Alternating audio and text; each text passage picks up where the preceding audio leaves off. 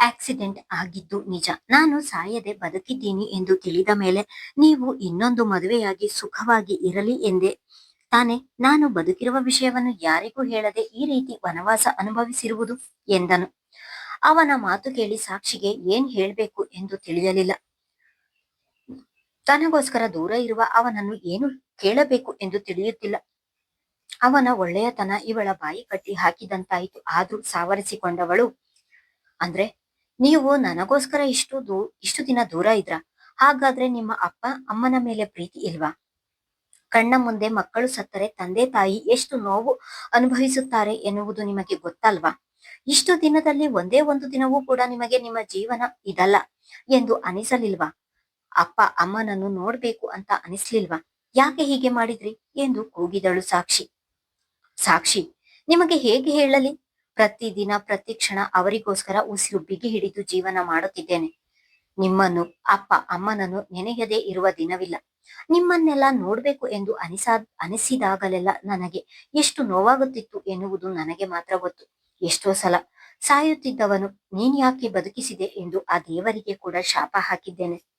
ನಾನು ಅಪ್ಪ ಅಮ್ಮನಿಗೋಸ್ಕರ ಅಲ್ಲಿಗೆ ಬಂದ್ರೆ ಆ ವಿಷಯ ನಿಮಗೆ ತಿಳಿಯುತ್ತದೆ. ಆಮೇಲೆ ನೀವು ಜೀವನ ಪರ್ಯಂತ ನನ್ನ ಜೊತೆ ಇರ್ತೀನಿ ಎಂದು ಹಠ ಮಾಡ್ತೀರಾ. ಆಗ ನಾನೇ ನನ್ನ ಕೈಯಾರೆ ಒಂದು ಹೆಣ್ಣಿನ ಜೀವನವನ್ನು ಹಾಳು ಮಾಡಿದ ಹಾಗೆ ಆಗುತ್ತದೆ. ಅದಕ್ಕೋಸ್ಕರ ನಾನು ನನಗೆ ಎಷ್ಟೇ ಕಷ್ಟ ಆದ್ರೂ ನೋವಾದ್ರೂ ಎಲ್ಲವನ್ನು ಸಹಿಸಿ ಯಾರು ಇಲ್ಲದೆ ಇರುವ ಅನಾಥನ ತರ ಇಲ್ಲಿ ಈ ರೀತಿಯ ಜೀವನವನ್ನು ಮಾಡ್ತಿದ್ದೀನಿ ಎಂದನು. ಅವನ ಮಾತು ಕೇಳಿದ ಅನುರಾಗ್ಗೆ ಇವನು ಯಾಕೆ ಹೀಗೆಲ್ಲ ಮಾತನಾಡುತ್ತಿದ್ದಾನೆ ಎಂದು ತಿಳಿಯದೆ ಅವನನ್ನೇ ನೋಡುತ್ತಾ ಉಳಿದನು.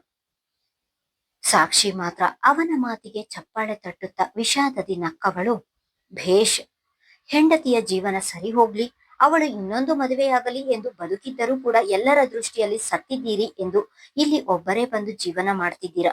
ಬಹುದೊಡ್ಡ ತ್ಯಾಗಮಯಿ ನೀವು ಎಂದಳು. ಅವಳ ಮಾತು ಕೇಳಿದವನು, ಸಾಕ್ಷಿ, ನೀವು ಏನಾದ್ರೂ ಹೇಳಿ, ಆದ್ರೆ ನಾನು ಮಾಡಿದ್ದೇ ಸರಿ, ಮಾಡುತ್ತಿರುವುದೇ ಸರಿ. ಈಗ ನೀವು ಇಲ್ಲಿಂದ ಹೊರಡಿ. ಇಷ್ಟು ದಿನ ಹೇಗೆ ನಾನು ಸತ್ತಿದ್ದೀನಿ ಎಂದು ತಿಳಿದುಕೊಂಡು ಇನ್ನೊಂದು ಮದುವೆಯಾಗಲು ಹೊರಟಿದ್ದೀರಾ? ಇನ್ನು ಮುಂದೆ ಕೂಡ ಹಾಗೆ ನಾನು ಬದುಕಿಲ್ಲ ಎಂದು ತಿಳಿದು ಇವರನ್ನು ಮದುವೆಯಾಗಿ ನಿಮ್ಮ ಜೀವನವನ್ನು ನೀವು ನೋಡಿಕೊಂಡು ನಿಮ್ಮ ಜೀವನದಲ್ಲಿ ಖುಷಿಯಾಗಿರಿ ಎಂದನು. ಅವನ ಮಾತು ಕೇಳಿ ಕಣ್ಣು ತುಂಬಿಕೊಂಡವಳು ಅವನ ಎದುರಿಗೆ ಹೋಗಿ ನಿಂತು, ನೀವು ನನ್ನ ಕಣ್ಣಿಗೆ ಬಿದ್ದ ಮೇಲೂ ನಾನು ಇನ್ನೊಂದು ಮದುವೆ ಆಗ್ತೀನಿ ಅಂತ ಹೇಗೆ ಅನ್ಕೊಂಡ್ರಿ ಎಂದಬ್ಬರಿಸಿದಳು. ಸಾಕ್ಷಿಯ ಮಾತು ಕೇಳಿ ಅನುರಾಗನಿಗೆ ಕ್ಷಣಕಾಲ ಭೂಮಿ ಕಂಪಿಸಿದಂತೆ ಭಾಸವಾಯಿತು. ಮೊದಲೇ ನೋವಿನಲ್ಲಿರುವ ಹೃದಯವನ್ನು ಯಾರೋ ಕೈ ಹಾಕಿ ಎಳೆದಂತಾಯಿತು. ಅವನ ದೇಹದಲ್ಲಿರುವ ಶಕ್ತಿಯೆಲ್ಲ ಕುಂದಿ ಹೋಗಿ ನಿಲ್ಲಲು ಕೂಡ ಕಷ್ಟಪಡುವಂತಾಯಿತು. ಆದರೂ ಪ್ರಯಾಸದಲ್ಲಿ ನಿಂತನು. ಸಾಕ್ಷಿ, ಎಜುಕೇಟೆಡ್ ಫೂಲ್ ತರ ಮಾತಾಡಬೇಡಿ. ನಿಮ್ಮ ಜೀವನವನ್ನು ನೀವೇ ನಿಮ್ಮ ಕೈಯಾರ ಹಾಳು ಮಾಡಿಕೊಳ್ಳಬೇಡಿ. ಮತ್ತೆ ನೀವು ನನ್ನ ಜೀವನಕ್ಕೆ ಬರುವುದು ನನಗೆ ಇಷ್ಟ ಇಲ್ಲ. ಹಾಗೇನಾದ್ರೂ ನೀವು ಮದುವೆ ಬೇಡ ಅಂದ್ರೆ ನನ್ನ ಇಷ್ಟು ದಿನದ ಕಷ್ಟ ನೋವು ಎಲ್ಲದಕ್ಕೂ ಫಲ ಇಲ್ಲದ ಹಾಗೆ, ಹೊಳೆಯಲ್ಲಿ ಹುಣಸೆ ಹಣ್ಣು ತೊಳೆದ ಹಾಗೆ ಆಗುತ್ತದೆ. ಇಲ್ಲ, ಹಾಗಾಗ್ಬಾರ್ದು. ಈಗ ನಾನು ನಿಮ್ಮ ಕಣ್ಣಿಗೆ ಕಾಣಿಸಿಯೇ ಇಲ್ಲ ಎನ್ನುವಂತೆ ಹೋಗಿ ಇವರನ್ನು ಮದುವೆಯಾಗಿ ಸುಖವಾಗಿ ಇರಿ ಎಂದನು.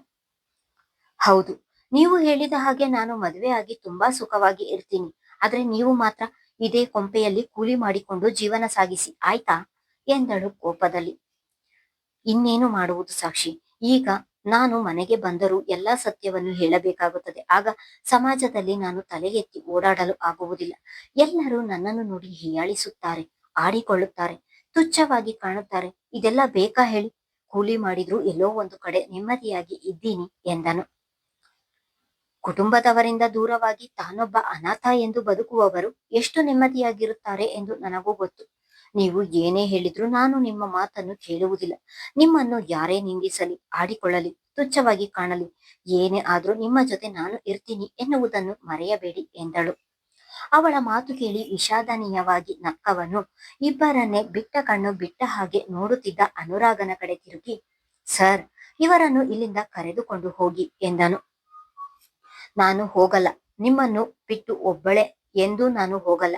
ನಿಮ್ಮನ್ನು ಕರೆದುಕೊಂಡೇ ಹೋಗುವುದು ನಾನು ಎಂದಳು. ಸಾಕ್ಷಿ, ಯಾಕಿಷ್ಟು ಹಠ ನಿಮಗೆ? ಸುಮ್ಮನೆ ಇಲ್ಲಿಂದ ಹೊರಟು ಬಿಡಿ. ತಾನು ಕೂಡ ಜೋರಾಗಿ ಗದರಿದನು. ಇಲ್ಲ, ನಿಮ್ಮನ್ನು ಕೊಳ್ಳದೆ ಇಲ್ಲಿಂದ ಹೋಗುವುದಿಲ್ಲ. ಅವಳದು ಕೂಡ ಅದೇ ಹಠ. ಸಾಕ್ಷಿ, ನನ್ನ ಸಿಚುಯೇಷನ್ ಯಾಕೆ ನಿಮಗೆ ಅರ್ಥ ಆಗ್ತಿಲ್ಲ? ನನ್ನ ಬಗ್ಗೆ ಎಲ್ಲಾ ಗೊತ್ತಿದ್ದು ಯಾಕಿಷ್ಟು ಹಠ ಮಾಡ್ತಿದ್ದೀರಾ? ಪ್ಲೀಸ್ ಇಲ್ಲಿಂದ ಹೋಗಿ, ಈ ಬಾರಿ ಸೋತ ಧ್ವನಿಯಲ್ಲಿ ಹೇಳಿದನು. ನಿಮ್ಮ ಬಗ್ಗೆ ಎಲ್ಲ ಗೊತ್ತಿದ್ದು ನಿಮ್ಮನ್ನು, ನಿಮ್ಮ ಪರಿಸ್ಥಿತಿಯನ್ನು ಅರ್ಥ ಮಾಡಿಕೊಂಡಿದ್ದಕ್ಕೆ 1 ವರ್ಷ ನಾನು ನಿಮ್ಮ ಜೊತೆಯಲ್ಲಿ ಇದ್ದಿದ್ದು. ನಿಮಗೆ ಗೊತ್ತಾ ನವನೀತ್, ನೀವು ಸತ್ತು ಹೋದ್ರಿ ಎಂದು ತಿಳಿದು ಎಲ್ಲಾ ಕಾರ್ಯವನ್ನು ಮಾಡಿ ಮುಗಿಸಿದ ಮೇಲೆ ನಿಮ್ಮ ಅಮ್ಮ, ಅಕ್ಕ ನನ್ನ ಜಾತಕ ಸರಿ ಇಲ್ಲ, ನನ್ನಿಂದಲೇ ನೀವು ಸತ್ತಿದ್ದು ಎಂದು ಎಷ್ಟೆಲ್ಲ ನಿಂದಿಸಿ ಮಾತನಾಡಿದ್ರು ಎನ್ನುವುದು ನನಗೆ ಮಾತ್ರ ಗೊತ್ತು. ನೀವು ನಮ್ಮಿಂದ ದೂರವಾದ ಮೇಲೆ ನಾನೆಷ್ಟು ನೋವು ಅನುಭವಿಸಿದ್ದೇನೆ ಎನ್ನುವುದು ನನಗೆ ಮಾತ್ರ ಗೊತ್ತು. ಈಗ ನಿಮ್ಮನ್ನು ಕರೆದುಕೊಂಡು ಹೋಗಿ ನಿಮ್ಮ ತಾಯಿಯ ಮುಂದೆ ನಿಲ್ಲಿಸಿ, ನಿಮ್ಮ ಮಗ ನನ್ನ ಕಾಲ್ಗುಣದಿಂದ ಸತ್ತಿಲ್ಲ ಎಂದು ಕೂಗಿ ಹೇಳ್ಬೇಕು. ನನ್ನ ಮೇಲಿರುವ ಕಳಂಕವನ್ನು ನಾನು ತೊಡೆದುಕೊಳ್ಳಬೇಕು. ಅದಕ್ಕಾದರೂ ನೀವು ನನ್ನ ಜೊತೆ ಬರ್ಲೇಬೇಕು ಎಂದಳು ಕೋಪದಲ್ಲಿ.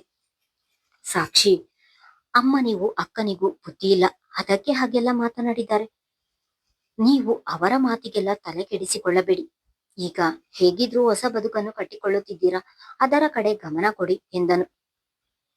ಹೊಸ ಬದುಕು ಎಂದು ಅನುರಾಗ್ನ ತಾಯಿ ವೈದೇಹಿ ಅವರನ್ನು ನೆನೆದವಳು, ಈ ಹೊಸ ಬದುಕಿನಲ್ಲಿ ಎಷ್ಟರ ಮಟ್ಟಿಗೆ ಖುಷಿಯಾಗಿರ್ತೀನಿ ಎನ್ನುವುದು ನನಗೂ ಕೂಡ ಗೊತ್ತಿಲ್ಲ. ಗೊತ್ತಿಲ್ಲದೆ ಇರುವ ಬದುಕಿನಲ್ಲಿ ಖುಷಿಯಾಗಿರುತ್ತೇನೆ ಎಂದು ಹೋಗುವುದಕ್ಕಿಂತ ಗೊತ್ತಿರುವ ಬದುಕಿನಲ್ಲಿ ನೆಮ್ಮದಿಯನ್ನು ಕಂಡುಕೊಳ್ಳುವುದು ಜಾಣತನ ಎಂದಳು. ಸಾಕ್ಷಿ ಕೊನೆಯಲ್ಲಿ ಆಡಿದ ಮಾತುಗಳನ್ನು ಕೇಳಿ ಅನುರಾಗನಿಗೂ ಕೋಪ ತಾರಕಕ್ಕೇರಿತು. ಸ್ಟಾಪ್ ಇಟ್ ಎಂದು ಜೋರಾಗಿ ಕೂಗಿದನು. ಅವನ ಧ್ವನಿ ಕೇಳಿ ಇಬ್ಬರು ಬೆದರಿ ನಿಂತರು.